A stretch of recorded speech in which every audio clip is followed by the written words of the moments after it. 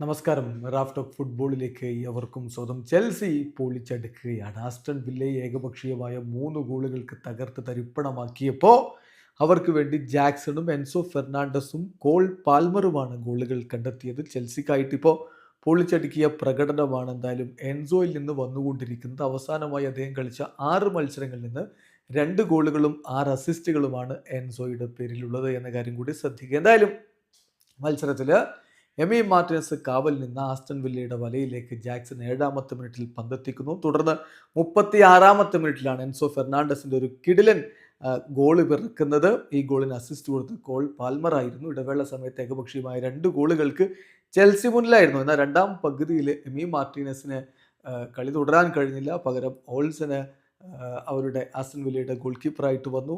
First ഹാഫിൽ കിട്ടിയൊരു നോക്ക് അതിൽ നിന്ന് പൂർണ്ണമായും റിക്കവർ ആവാത്തത് കൊണ്ടാണ് എമി മാർട്ടിനസിനെ പിൻവലിക്കേണ്ടി വന്നത്. മത്സരം പുരോഗമിക്കവേ 83ാമത്തെ മിനിറ്റിൽ ഒരു സൂപ്പർ ഗോൾ കോൾ പാൽമറും കണ്ടെത്തിയപ്പോൾ ഏകപക്ഷീയമായ 3 ഗോളുകളുടെ തകർപ്പൻ വിജയത്തിലേക്ക് ചെൽസി കടന്നുപോയി.